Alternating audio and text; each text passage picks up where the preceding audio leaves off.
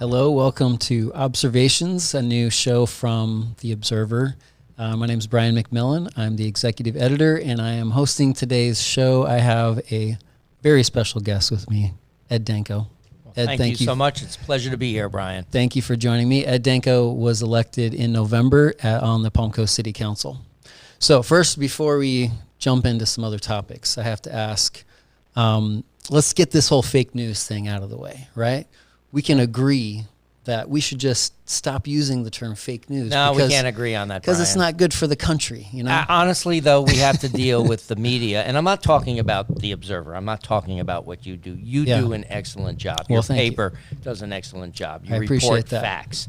You don't editorialize. Mm-hmm. You don't push people in one direction or the other. But I spent 40 years working for 3 major networks. Mm-hmm. I worked for NBC Nightly News. I was in Washington, D.C. when Brokaw and Roger Mudd co-anchored. Mudd was in D.C. I spent over 25 years at the CBS Evening News with Dan Rather. I was the editor of CBS's Face the Nation with Leslie Stahl, then Bob Schieffer. And then I finished my career in Atlanta, Georgia, at the headquarters of fake news, CNN. And on November 1st, 2016, I quit. I walked out. I was disgusted with what I was seeing, the one-sided liberal slant. I would have been disgusted by a one-sided conservative slant, because when I started over 40 years ago, it was different.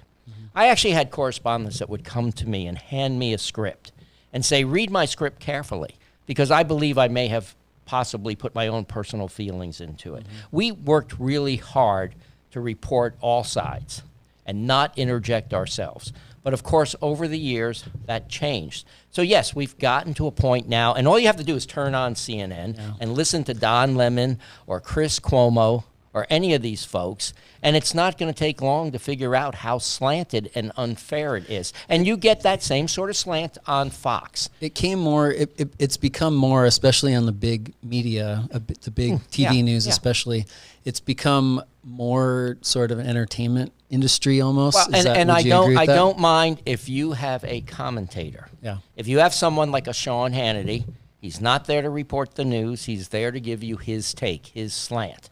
If they said Chris Cuomo is a commentator, not a journalist. Don Lemon was a commentator, not a journalist. But they don't. They don't do that.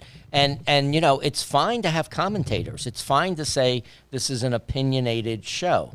But it's not fine to say it's journalism. And it's not just the TV networks. It's the newspapers.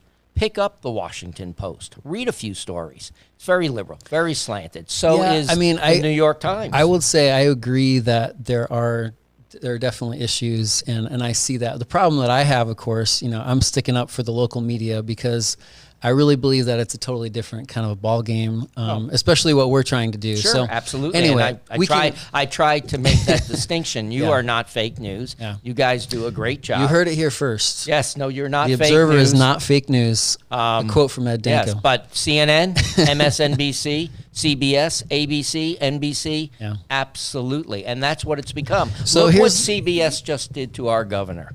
And I worked at CBS News. I don't know, the 60 Minutes issue. Yeah, the 60 Minutes thing. And you can do a lot in an edit booth. But here's the thing. It's true. And unfair editing is definitely, it's an issue. There's games that they play. But here's what I see. And then I'll let you have the last word on it, and we'll go on to other things, because this is really a local show. But because you had a long career in the TV news business, I wanted to bring this up. And because I know that, you know, you've used that term, you know, even on the campaign. Absolutely. And everything like that. So I'll ask this one last question, and then we'll go on. Is fake news used as a term sometimes to kind of dismiss something that is kind of critical? Not by me. Not by you. Now, it might be by others. So if you say fake news, it's only going to be because you really think that there was a problem with the reporting. Look, I didn't walk out of CNN because it was great news. I walked out because it was fake news. And I walked out 6 days before the presidential campaign. And I covered the campaign. And I saw what we were doing.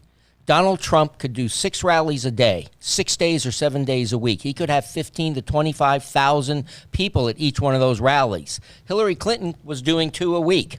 But you know, you never saw the size of her crowd of 200 people, and you never saw Trump's size because we kept the cameras real tight. That's another way of fake news. Fake news is not reporting the news sometimes. It's giving one side of a story.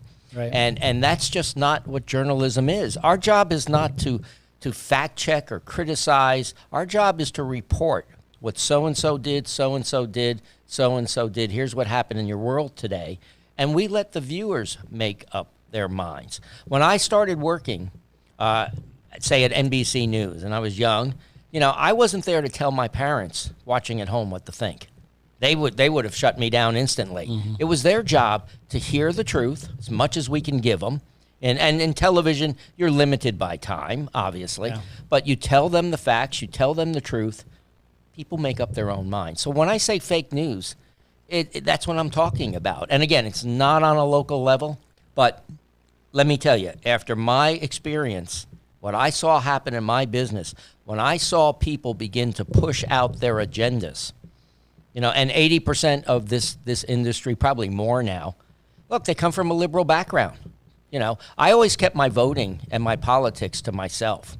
That to me is the way to do it. I never told anybody what party I belonged to or how I voted. Since then, it seems you've become more vocal. Well, because I'm no longer working in the media. So when people ask me my impression, I give them the truth from what I know it. Just one final thing on this. Okay. Just yesterday, my friends at Project Veritas, and I know a few people at Project Veritas. All right, they had another hidden camera operation at CNN, where they spoke to a director out of Hudson Yards in New York, which is becoming CNN's new headquarters. And here this director is in a bar talking to some young intern who he thinks is an intern, talking about how they slant the news, how they, they're biased, how they do a bunch of leading questions. I mean, you can go see the Project Veritas video. It speaks for itself. Mm-hmm. Those are the type of people now that have come into this business who take it on as a mission. This guy said when he came to work at CNN, his mission was to destroy President Trump. What kind of journalistic mission is that? I mean, you wouldn't do it. I wouldn't do it. I hope that if any big, news corporations are listening or watching this, well, you all know who I am. But I hope that we can all take a hard look, because a fair and strong press is important to our country. Vital. Is important to our country. Yeah. So. Vital, absolutely vital. You're absolutely right. So let's go move on. So you've been elected to the city council. I was going to put 6 months. I was hoping that was a nice round number, but it's more like 5 months, I guess, right? All right, 5 months, 6 months, doesn't matter. It seems like a lifetime. So tell me what surprises you about being on the city council that you didn't know before you were elected? Well, there's certain laws you learn. Yeah. Like about what you have to do while you're sitting on the, at the meetings? There's quasi-judicial matters that I wasn't fully aware of. And Florida law gives property developers, owners, a lot of rights. Mm-hmm. And so that's something you have to deal with. When people, we get a lot of complaints from folks that Palm Coast is growing too fast, a lot of stuff moving in. And that may be right. We certainly have to be able to handle what's coming into town. But if you own a piece of property in the state of Florida and you're in the right zoning and you want to build something on it, well, that's your right. So we simply can't say no. So do you feel good about that? Do you feel like that's healthy property rights should get that much priority? Look, I'm in favor of property rights. I own property. But I also want us to make sure that our growth is reasonable. So there was something that came up, I guess, last week. It was an apartment complex at the end of Pine Lakes after you cross over Palm Coast Parkway. Mm-hmm. And so certainly within their rights to build what they wanted to build. Certainly wasn't a bad location. But it was 300 units, which you've got to figure at least 600 additional cars. So I raised the issue of, have we done an in-depth traffic study? And apparently we haven't done it. And I said, well, this is my district. I want to know the impact on Pine Lakes Parkway. I want to know what 600 additional cars in the morning and the evening are going to do to Pine Lakes Parkway. Are we able to handle that? Before I can vote on this, I want to see a traffic study. The rest of the council agreed with me. Mm-hmm. So they're now back doing a council study. So we have to be responsible. I'm not opposed to growth. Look, I'm free enterprise. This is America. I'm land of opportunity. But if we can't handle it, we then have to think a little bit more about what we're doing. Yeah. Makes sense. So I looked back to our election guide from October 2020. Does that make By the way, you guys does that make you nervous? You guys did not support me. So I'm a little disappointed by that. That was I had nothing to do with that was your boss, the endorsements, actually. But I think he likes me now. He's a good guy. John's a good guy. Very good. John Walsh. Yes, Kudos, good guy. Yes. Publisher. So in our election guide in October 2020, you said that the city, quote, has sent a loud and clear anti-business message, unquote. We have. And then you said, I will work hard to change that. Yep. So now you've been on the council, been for 5 months. Do you have any different opinion of what it's like, and what have you done or are planning to do? Well, what we're working on, and one of the things that we're dealing with during this period of time where we're doing our workshops, on our future, our strategic future, is we have to look at the sign ordinances on work vehicles. Okay. And also on... How big of an issue is that, really? That's a huge issue for businesses. Yeah. Look, you have vehicles that you've got bubble wrap that say Observer on it, right? You can't bring those home and stick them in your driveway. We have... I think there's just one. Anyway, all right. Whatever. But other businesses have them too. Driving schools have them. Yeah. You've got plumbers, you've got electricians, you have AC guys, you have all these businesses. So putting a big magnet on versus taking it off or having it painted, why does that matter? Well, it does matter. Number one, why are we ashamed of working people in this town? That's the thing that bothers me the most. These are people that have trade skills, that work hard, that make a good living, that pay taxes, and we need to be business friendly to them. Why should they have to cover a vehicle up, which looks worse to me than the vehicle itself? Like pretending like it's not a working class city. Right. When your AC goes out and that guy pulls into your driveway with his vehicle and his signage, you're happy to see him. So why aren't you happy to have him live next door to you? And that's something that I'm going to be pushing for us to change. It's anti-business. It's anti-working, it's anti-American as far as I'm concerned. And, we don't live in a country club. We don't live in an HOA. We live in a city that started out as a retirement community that has now developed into a working community. And we want to attract more people here that work. We want to attract industry here. So why would a business come here and set up shop and spend money if their employees couldn't drive their cars home or their trucks home or their vans home? So yes, that's an anti-business thing that I am working on, that I'm going to push to change. Absolutely. So let's talk about something that's kind of related, and that is affordable housing.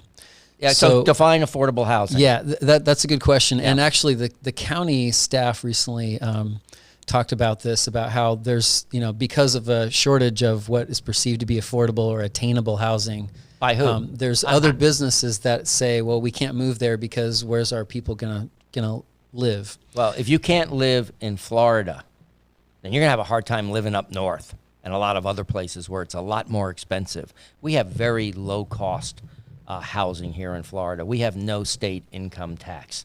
We have wonderful weather. So, affordable housing, I would like you to find me affordable housing in Beverly Hills, California, next to the movie stars, okay? Right. So I'm looking for, like a mansion that maybe runs about $250,000. But we're talking about we're talking about, we're not pretending like we can, we're not a working class area. That's what I said, but I was kind of interpreting what you're saying. We want to be business friendly and allow the workers who are working here to have something on their side of their truck. Should the city also recognize that those people need to live somewhere? Well, that's what some people have branded as workforce housing. Yeah. So I spent a year in the Soviet Union during the collapse of communism, okay? They had workforce housing. You're a worker. Get to your house. Get to work the next day. That's called communism. I don't like the brand workforce housing. I don't like the brand affordable housing. To me, affordable housing is what you can afford. So you might be able to afford more than me. The other guy might be able to afford more than you. It's all relevant to... But the AC repairman... Yeah. Probably makes a good living. Okay. Probably makes more than you do.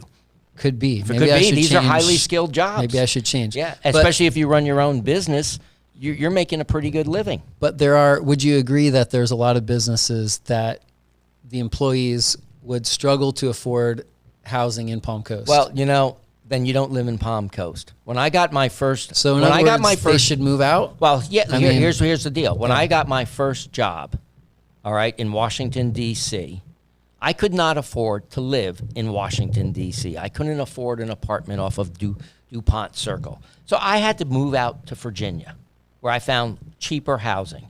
And I commuted an hour each way to get to work until I continued to grow my career and bank my money and then eventually be able to afford my first house, which was a townhouse. But that took time. So during that period of time, it wasn't like, oh, gee, this is not fair. I should have affordable housing right next to where I work. So if you've got to drive 20 minutes, 30 minutes, 45 minutes when you start out, well, that's a sacrifice that you have to make. So is that the type of place Palm Coast is? The place that the starter family cannot afford? I think that's save up to move into Palm Coast? That's a misconception.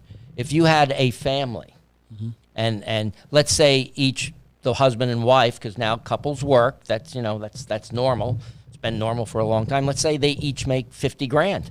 Well, that's $100,000. If you can't afford to live in Palm Coast, Florida on $100,000 a year, you're not managing your money correctly.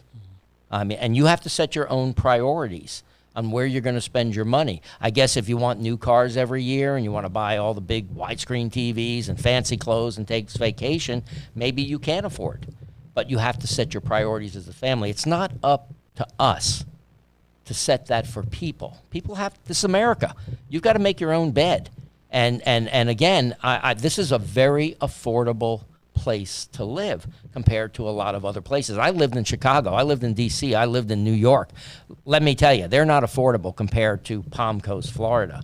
But if I was just starting out and I was making a certain amount of money, but I knew that I was going to expand my skills, my education, I was going to grow in my job or find another job that paid more down the road, and I had to live 20 minutes, 30 minutes away when I'm starting out, then I would do that. But my goal would be to work, to where I wanted to end up being. So I don't buy this affordable housing argument, and I don't buy this workforce argument at all. I mean, there's a marketplace that dictates. Right now we're seeing housing go up here. A lot of people are fleeing New York and New Jersey and Connecticut for various reasons. So yes, all of a sudden we have a shortage of houses in the real estate market. I think there's less than 200 houses now on the market at any given time. But that can change. That can flip. When all this government money dries up, when all these trillions are finally spent, and all of a sudden there's no checks showing up with your name on it, and the unemployment runs out, and landlords can toss people out on the street for not paying their rent, and then banks can come in and they can foreclose on the mortgage of those landlords, and people that lost their jobs may lose their homes. We may see a big decline in the price of housing here. But it's all what these market forces bring, which are out of our individual control. Yeah. Yeah. So let's go to another topic that I think is near and dear to your heart, which is Donald Trump. So you're still involved in the Trump Club? I am now vice president of the Trump Club, but we have changed the Trump Club. Is it time to dissolve the Trump Club since he lost the election? Well, look, I'm not going to argue about the election and the vote. Neither am I. And look, he lost the election. Yeah. Okay? The end of the day, Joe Biden is now our president. I know a lot of folks don't like that. I get it. So why do we still need a Trump Club? Well, number one, I was down at CPAC in Orlando. Okay, I heard Donald Trump kick the door open for 2024. I don't know if you missed that or not, but he's done it also a couple times since then. Meaning he's going to be back and he's going to run. He has given that strong indication. But what we've done here in Flagler County with our Trump Club is we're not out crying about the voting machines. We're not crying about the mail-in ballots. I mean, look, elections are won and lost on the economy. Okay, we were in a bad economy because of COVID-19, because of the China virus. There, I said it. China virus. Coronavirus, yeah. Yeah, China virus. It came from China. Hashtag Stop Asian Hate. China. That's where it came from. Just like, other flus come from other places. I have no problem. If it came from America, we'd be calling it the American virus. Believe me, we would be calling it the American virus. Do you think Donald Trump would have called it the American virus? We called it the Spanish flu when it came from there in 1919. I have no problem with saying here's where it came from. But But I want to tell you what we're doing with the Trump Okay, Club. Go ahead. So after the election, all right, myself and my campaign manager, Mike. He became the president of the Trump Club. I became the vice president. We stepped in and we said, okay, folks, we're not going to moan about losing. Nothing we can do about it. We're going to focus on the future. We're going to focus on the future of Flagler County, and we're going to turn this into a grassroots organization. All politicians start mostly at a local level, except for Donald Trump. Most of them start at a local level, and they move their way up. Your school board. Do you have aspirations to move your way up? Well, like I tell people, your school board representative could be your next county commissioner. Your city councilman could be your next congressman. Mm-hmm. Am I announcing for Congress today? No, not today. When I do, maybe. When I do, I'll let you know, Brian. In fact, you know what? When I do announce for Congress, I'll be your first call. You'll be my first call, but we have a great congressman named Michael Waltz, who I support fully. He's running for another term. What happens down the road? Who knows? But do I have other aspirations? Probably, but I don't know where they're going to lead me. Yeah. But I'm certainly going to, as long as I've got my health and my brain, I'm going to, this is something I want to do. I enjoy helping people. If I ever think your brain is starting to, I'll let you know. And you might want to give Joe Biden a call while you're at it too.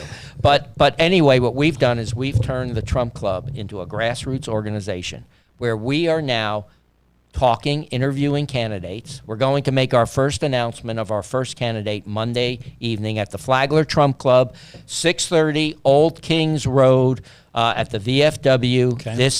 This coming Monday. And you're going to endorse a candidate? We're going to endorse a candidate. Also, let me announce that our speaker will be Oliver North's Chief of Staff. That's Lieutenant Colonel Oliver North. His Chief of Staff will be our guest speaker this coming Monday. So what race are you endorsing someone for? We're going to announce it Monday. Secret. No, it's not a secret. What I have to do is we have a committee that interviews candidates. That committee now takes the candidates that we vet and we present it to our membership. By the way, we have over 550 members now at our Trump Club. And I'm very proud of it because we're the largest political organization in Flagler County. Wow. Now, that took years to build up. Yeah. But we're going to be announcing our first candidate, and our membership will be voting on that candidate. So I'll be happy to let you know. I'll curious send you an email as soon as it's done. So let's talk. And we've got more candidates coming down. Yeah. But this is going to be our very first one. So let's talk for a second about Trump's. There's Trump, to many. Inspiring politician. He won the election in 2016, had a lot of supporters in 2020. Despite the fake news attempt to defeat him, despite the fake polls. And one of the reasons, I don't understand what you mean by fake news. Well, one of the reasons I walked out of CNN was we kept upping the number of Democrats in our polling. And you always poll a little more Democrats. You go by the ratio of what's registered. Okay. So many Republicans, so many Democrats, so many independents. And if you're really smart, you try to break it down state by state by state, but some places will just go across the board in the country, which doesn't give you a good representation. But our polling people at CNN kept upping those numbers. Even the LA Times got that election right. They were one of the few, and they're pretty liberal, but their polling was excellent. CNN's was awful. There's a lot of polling issues. Yeah, there is a lot of polling. And it's designed to influence voters, to discourage voters sometimes. But I want to talk about the Trump kind of personality. Mm-hmm. You in your campaign photo, you had a Make America Great Again hat. I remember at one point, and I wondered if this is kind of a side note, but at one point, it was pretty soon after Trump got a Super Bowl ad that you got a radio Super Bowl ad here. Any connection there? No, there wasn't. Okay. Actually, the radio station, Kurt called me and said, hey, we're selling ads on the Super Bowl. And I figured, you know what, I got to get my name out there, my brand out there. Right. So I bought a package for the Super Bowl. But there's some kind of channeling of Trump, that. Well, I wouldn't call it. You see, I think that's a bad way to you have describe it. In the campaign. Yeah, because I believe in making America great again. That's what my hat said. Make America great again. Not trying to channel Trump. Right. No, I support Trump. I support him. This is Flagler County. We're a Republican county. So, yes, me showing my support of our president, me being a member of the Flagler Trump Club, this is who I believe in. This is the policies I believe in. You got to remember, Donald Trump came in here and took a terrible economy. He drove unemployment down, not just for white Americans, for all Americans, for Hispanics, for blacks. What he did economically, he brought businesses back to America. What we're seeing now under this administration is horrifying. Here we are. First thing Biden does is he kills the pipeline. How many jobs have been lost because of that? Not just the workers, but the other people on the other ends and stuff. Even the Canadians are complaining about that move. So it's going to be a lot safer to put this oil on freighters and send it down to the Gulf of Mexico. I don't think so. I know there's a lot of big national issues. Look at what's happening at the border. And we were building a wall under President Trump. There's nothing wrong with a wall. There's nothing wrong with controlling your borders. I believed in the Trump policies. So my wearing that MAGA hat had a lot to do with those policies. But that's national. So, I guess what I'm all thinking... All politics start at a local level. Right. And but so the Keystone Pipeline doesn't have anything to do with No, but it's about jobs. Coast. It's about business. It's about making America energy independent. So here's what here's my the issue that I see here, and is that it seems like because of Trump's popularity, and part of it is sort of like his sort of brash personality, right?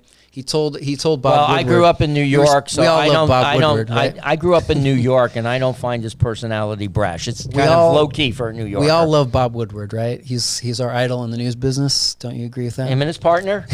Bernstein. Yes, and I actually once played pool with Carl Bernstein. Really? That's in Buffalo, New York. A friend of mine who worked at a newspaper, the Buffalo Evening News, was friends with him, and we went out, we drank beer, and we shot pool for up until midnight or something. It was great. Very cool. Yeah, I was a young guy then. So Bob Woodward interviewed Trump, of course, for the couple books, and Trump said to Bob Woodward, "I bring out rage. I always have. I don't know if that's an asset or a liability, but whatever it is, I do." I get the feeling that his willingness to kind of divide and conquer, to bring out that kind of rage, is sort of like it's an okay political tool because it energizes the people who are going to vote for him. And I wonder if that carries down to local politics, and if that's healthy for us. I don't think it's rage. I think that energizing your base is fine, but I think also being very blunt, very forward. Here's what I'm going to do. Being honest. Trump never hid his agenda. Virtually every day. He spoke to the press. Virtually every day. Every time he got on that helicopter and left the White House. Most presidents don't do that. I was at the White House for 2 years when Reagan was president. He rarely would stop. He would mostly pretend like he couldn't hear us while walking to the helicopter. Where Donald Trump would come over and engage the media, for 30 or 40 minutes. I think that's a great thing. You may not if you don't like what he's saying, fine. But just because you don't like it, or more importantly, the journalists that are there don't like it, to say, oh, he's excited, he's like bringing out rage in people. No, he's bringing out rage in you because you don't like his policies. Do you think that Trump's approach in that way kind of makes people feel some permission to be more blunt, more possibly rage-inducing, as opposed to trying to be civil and build consensus? Yeah, no, I don't think Trump's approach that way brings out more rage or anything. It's amazing.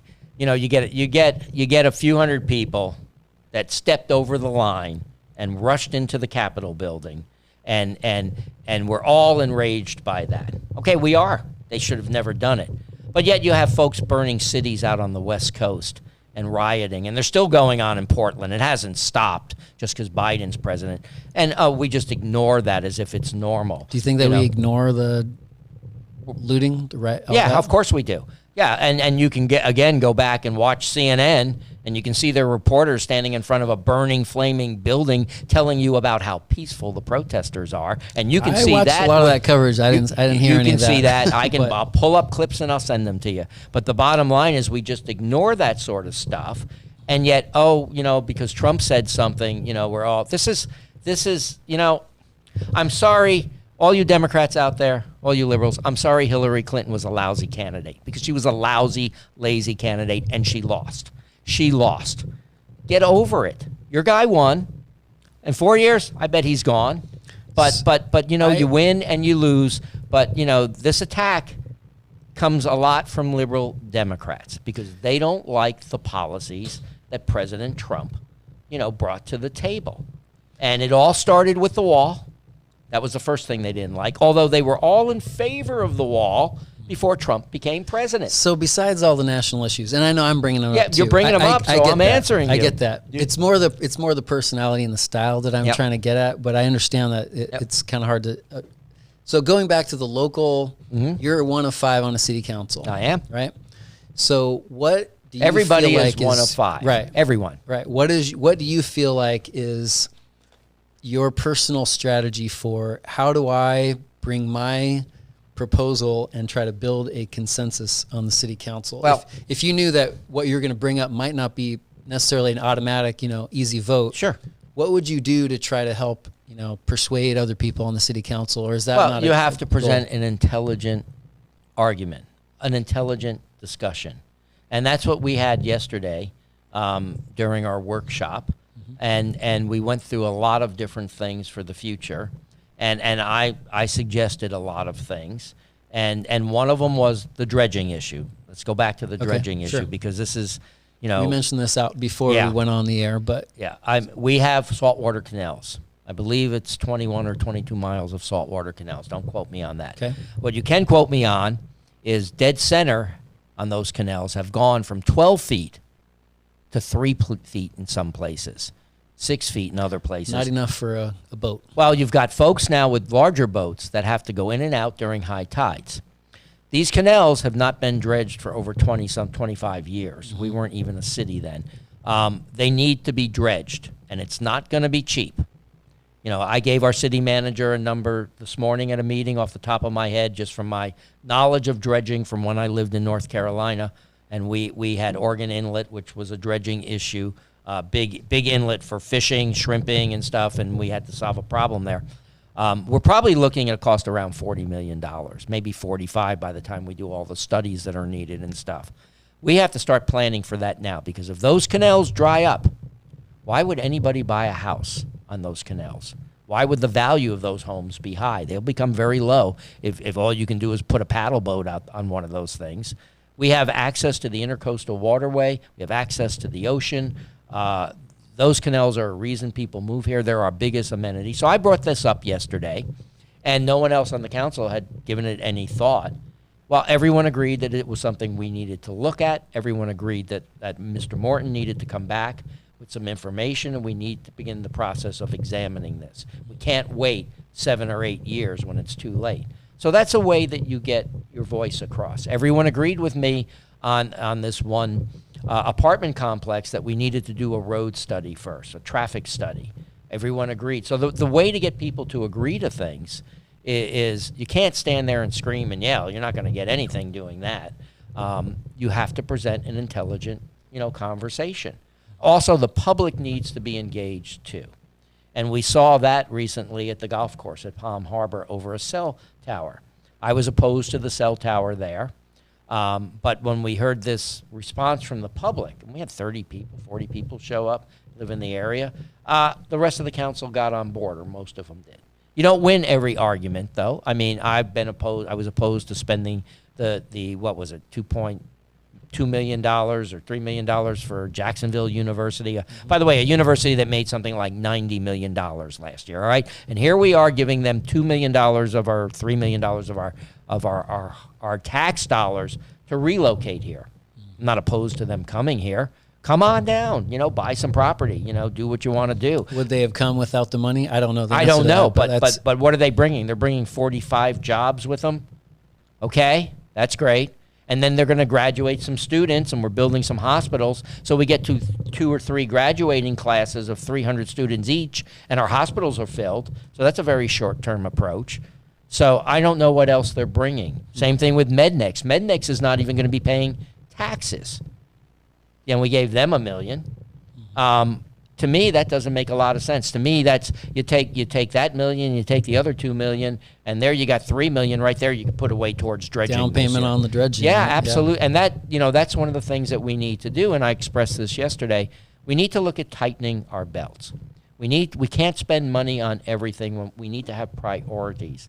And So a lot of candidates, you know, and you're not a candidate now, but a lot of candidates coming in say things to us, you know, over the years that I want to, you know, reduce the budget. We're going to find the waste. And then I've noticed that a lot of them afterward, when you go and do the workshop through the budget and everything the next time around, that it seems like it's a lot harder to find those things than it seemed not like for it might me. have been. So can you give any Sure. suggestions? One of them is a suggestion of yours, which I love, Okay. which I understand we're going to be implementing this year. I heard that as well. Yes. That's not why I brought this question up. Right. But it's an excellent suggestion. Yeah. And I pushed this on our city manager in our conversations, and he was like, you know, you're right. And Brian had an excellent suggestion, and that was charging a user fee. Not a tax. There is a difference, you know, and I want to make that very clear. There is a difference.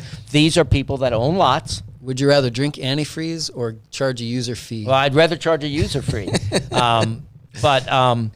You know, we basically, you know, we mow their swales on these for empty owners lots. of vacant lots. Yes. Live in New York. They own a lot here. Right. But the swale still has to get mowed. So you came up with a suggestion for a small amount of money a year, $35 or $40, whatever it was, we could break even because we spend approximately $450,000 in salaries and maintenance, equipment, so on and so forth. So like for $50 or $40, whatever. I think it was more like $25. Yeah, whatever the amount. Yeah, I'm waiting to see the final amount. But the point is, you can come cut those yourself, and then you don't pay anything, you know. Or you can give the city 25, 30, whatever the amount is, and we'll do it all year for you. Yeah. And we break even. That's a great deal. And that's a user fee. It affects the users. It doesn't affect the broad base of taxpayers, and it saves us $450,000. That's a great idea. You told me when I first published that idea in the paper that I did. You were going to use that. I did, and I kept my word. I hope you do. I kept my word. We're doing it now. That's pretty cool. I mean, I'll show you another thing too, and this is important. Well, I'm going to ask my last question, and this might lead into it. It might. And then, okay. And if it doesn't, then you can still answer that. But all right. The question is that going forward, assuming that you don't run off and run for some other office someday. I will tell you this right now. I'm here for the full duration of my term. Very good. I'm not going to run. I don't know about 2 terms, okay, but I'm here for one. There may be another office that comes up. Never know. In 4 years, there's certainly, you know, you don't know what the landscape is. Right. Who knows? I might decide I've had enough. Supposing that you were here for a long term, or just what would you do? What's your vision for Palm Coast? What would make it a better place to live in, say, 10 years from now? What could we do now in the next 3 years that you're in office for sure, or so, 3.5 years? What's your vision for that? And then whatever else you want to say. And I want to keep. I might have other questions that come up. Yeah, but, that's all right. I want to keep the quality of life that we have. Right. So we need to focus on what I call the must-haves first. Mm-hmm. We must have police. We must have fire. We must have EMTs. We must have roads. Things of that nature. You know, your water has to work. You know, the basic things have to be maintained. And so that's a focus right there, is maintaining that. We're not going to have to raise taxes to get more police, deputies. We're going to spend more money to get more deputies, which is why we need to find places to cut. Okay. And that was something I brought up yesterday at the workshop, that we need to tighten our belts. We need to look for those places to cut. And, you know, one of the things I want to do, and I've spoken to our city manager, is I want to offer an incentive to our city workers. You know, Brian, say you work in wherever, you know, the motor pool, and you come up with this amazing way to save us a lot of fuel. Mm-hmm. You should be rewarded for that. If you save us $250,000, maybe you should get a bonus check of $2,500 or something. That's just a comparison. So I want to start offering incentives to people, because when you give people incentives, they come up with great things. The one thing I've learned that's different in government than in the real world, and you and I work in the real world. You're working in the real world. Are you not in the real world now? Well, I'm not working anymore. You've left? I've left the real world. Yes, I'm in a fantasy world. Now, you and I work in businesses. And you know, in businesses, bottom lines, you know, matter. And if you can come up with a way to save your boss money, you're more valuable. That's encouraged in the corporate world. It's not encouraged in government. Think about this. Through this pandemic, and I'm not criticizing any of our city workers, everyone was deemed essential. Every single worker. Well, in corporate America, business America, even small business America, every worker was not deemed essential. But yet, this is a government thing, so you start feeling like you're protected. And again, I'm not criticizing our workers. Is the city staff it's a too system. big? The city staff could be too big. And one thing I've learned during my career, you cut staff, people work harder. They get more done. They're forced to do it. So, and I'm not saying our staff is too big. I haven't looked at the numbers of our staff. But no one ever suggests, no one ever makes a suggestion that we need to cut staff. We seem to just keep growing it and growing it and growing it. So, government runs differently than businesses run. I understand part of that reason, but we need to start thinking more like a business. I am impressed that Mr. Morton, our city manager, is now starting to adopt that philosophy. He wants our parks and recreation facilities to now actually start thinking more like a business. There's nothing wrong with making a profit. I mean, there's nothing wrong at all. And, we're not a country club. And it's nice to have amenities. But, I want to get to something right now. I've got a list here. I put on my glasses. And I presented this to council yesterday, and I presented it a week ago. This is a wish list from Park and Recreations for CIPs, capital improvement projects. This is what they came up with? They came up with this wish list 2 years ago. Okay. Wish list, bucket list. Here's all the things we'd like to have if it was Christmas and Santa Claus was going to bring them, put them under the tree, which is great. And there's 26 items on this list. And they go from everything from a sports complex to, let's see, a community center, senior center, a senior center, trails, various parks and communities, so on and so forth. All sorts of things. The problem is they never prioritize this list. I'll show it to the camera here. Can't read it, but they never sat down and prioritized it. So as we're discussing this pickleball court for $5.6 million for a couple hundred people that play pickleball, tennis is a declining center. Yeah, tennis is a declining sport. We know that. But here we are discussing $5.6 million to build this facility, this grand facility, with the hope that if we build it, they will come, which I think is a great movie with Kevin Costner, but that's not reality. Yep. Before we do that, and I realize these are money that comes from impact fees from builders, so we have to spend it on park and recreations, but why not prioritize the list? Let's decide what's more important. In fact, let's have the public decide.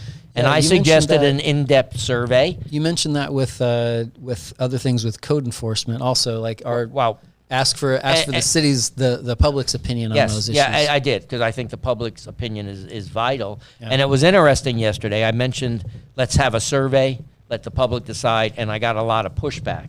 But then there was some other issue that came up that someone else wanted, and it might have been Mayor Holland, I don't remember, who said, oh, yeah, we should do a survey. And then I said, yeah, I agree, just like we should do a survey on park and recreations. I kind of boxed them into a corner with that. But the public's input is very important. We did a good survey on our trash, on sanitation. Do you think that those results were useful? They're very useful because we had the largest response we've ever had in this town. And to give you an idea, when we did that broad city survey, what did we have? We had like over 7,500 people not answer it, and 1,700 answered it or something. That wasn't a good survey. That was over 7,000 people couldn't even get through the thing. It was poorly done. But on the sanitation thing, staff got input from every councilman as to the questions. It's an issue that people felt strongly about. And we learned a lot. We found that, a lot of people are actually happy with the service they're getting. And so it gives us an idea of what the public wants. On code enforcement, I would be in favor of forming a citizens committee or commission where each council person and the mayor gets one business person, one resident, to look over all of our codes and report back to us. So did you get a positive response for that? I got a different response than I was thinking, where it's like, no, this is our responsibility. And I said, you're right, that's fine. So here's how I feel about it. Number one, starting with the signs on work vehicles. Number two, I mentioned our tree issue with owning a home. I took down how many trees are in your driveway? Yeah, I had this kumquat tree that was right up against my house, and the leaves were falling in the gutter, and we didn't like the fruit, and I wanted to get rid of it. So I hired a guy, came in, cut it down, hauled it away, grind the stump. He had to get a permit, and then I get a list of trees I have to replace it with. Okay, I got to replace this tree. I didn't know that, but here's a list. I got to pick from these trees. In Palm Coast, Florida, a palm tree is not a tree. You need 3 palm trees to equal one tree. A tangerine tree, an orange tree, a grapefruit tree, not a tree. Who came up with this list? These are things like code things that I think are absurd. Personally, if you got a boat and you want to keep it in your driveway, as long as you got a place to put your car and you're not trying to park in the swales overnight. We live next to the Intercoastal Waterway. Part of our community are retirees. I love boats. I don't see anything wrong, unless it's the SS Minnow from Gilligan's Island sitting up there with a hole in the side. What's wrong with a boat? Who decides these things? It's time we decide these things and we change these codes that make no sense. So, yeah, there's a lot out there, but I would like to get feedback from the public. Hey, folks, if you're out there listening and you got a code thing that you don't like or you love, let me know. I represent you, so I do need to know how you feel. But for some reason the council didn't want to go with that suggestion. You can't win every battle. Yeah, I feel like it seems like you can never go wrong by knowing a little more about what the residents have to say. Absolutely. Now there is one final topic, if I can. Yeah, please. Something that I've been working on that I'm going to be bringing up possibly next week at council. I discussed this again this morning with our city manager. Okay. We have a litter problem in Palm Coast. And if you haven't noticed it, when you're driving along, look on the side of the road. You're going to see a lot of trash. Have you ever been behind someone at a stoplight and you see something comes out? Absolutely. So I spent part of my career, I was based in Dallas, Texas. CBS had a travel bureau right next to the airport, and I could hit most places in the world pretty fast from DFW thanks to American Airlines. So it was a great travel bureau. We in Texas, we had a program. It was called Don't Mess with Texas, and it fit the mentality of Texans. And it was about litter, and it had steep fines. And the campaign was so well done and rolled out that so many Texans adopted it. Don't mess with us. Don't litter Texas. Well, we're not going to have a don't mess with Palm Coast. That doesn't fit Florida. It doesn't fit us. But...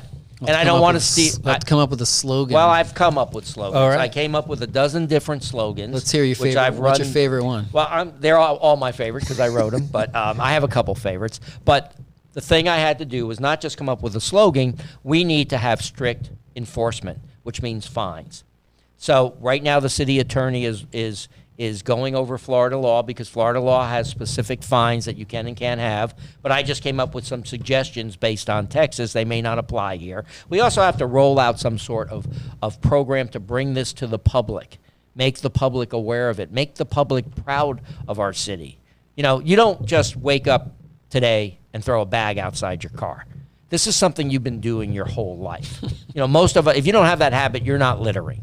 Yeah. So we need to send a message to those folks that are doing it that you get caught, there's going to be some stiff fines. You may start out with $250. The second one may be $500. The third one may be $1,000. Whatever the law allows.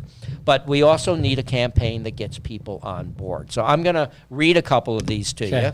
And again, do you want me to give thumbs up, down on the... You can do whatever you want.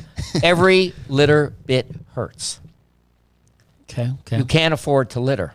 Litter costs you. Mm-hmm. Put trash in its place, Palm Coast. Don't trash Palm Coast. Keep litter to yourself. Palm Coast people don't litter. Palm Coast coasters don't litter. Litter has no place in Palm Coast. Keep it clean, Palm Coast. And my favorite, keep it classy. Palm Coast. Keep it classy. Yeah, so these are just my suggestions, but I'd love to hear other people's suggestions. I mean, we need to find a slogan that will inspire our residents to take pride. It's pretty hard to be opposed to the... It's pretty hard to be opposed to anti-litter. Yes. Like, I want my right to litter. I'm hoping when I bring this up at council that it's a reasonable argument and they instruct Mr. Morton to have staff proceed with this. Our sheriff, the biggest thing was getting our sheriff on board. Mm-hmm. I wanted to know how our sheriff felt about litter. and he is totally on board with this program.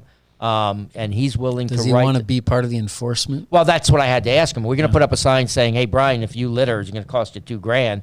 I need to have our deputies pull you over when you throw your McDonald's bag out of your little Observer car, which would really look bad." I wish I had an Observer car. Well, I'll ask John to get you one next time I talk to him. Thank you. But, please do that. Yeah. But the point is, though, we need that. And Rick has told me, yes, we write it. We write it to Florida law, and his deputies see people litter. Yes, he's going to pull them over. He hates litter.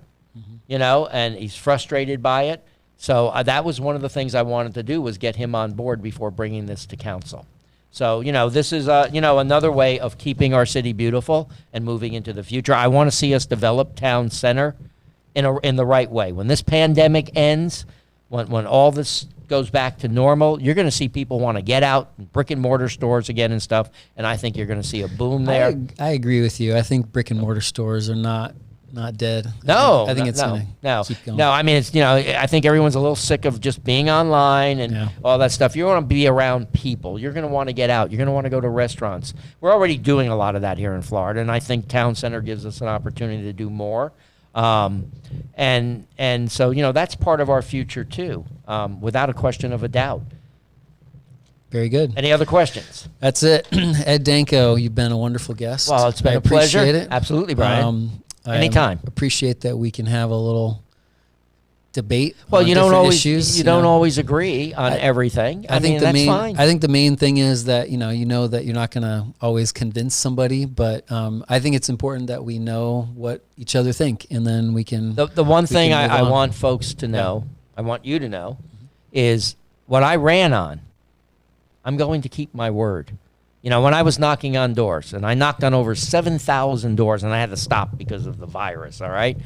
But most people would, very simple questions, very surprised to see a candidate, very happy, that was great. But other folks had issues, problems, either with city, some sort of city issue or something, whether it was a street light that they didn't get that they were promised, or code enforcement, or swales, or whatever.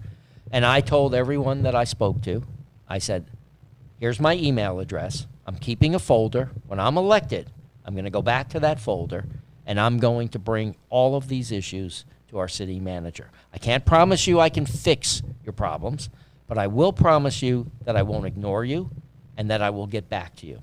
Well, every one of those folks that I promised that to, that emailed me, I dealt with their issue, and I probably got 95% of them solved to their satisfaction. In fact, tomorrow I'm dealing with an issue up in the east section concerning some property that's borders right on Bunnell and Palm Coast, with a development that's going in that concerns drainage for those residents. And I met with city officials from Bunnell, myself and Matt Morton, and tomorrow I'm going back out to meet residents to say we've got a partial solution. Let's see what happens.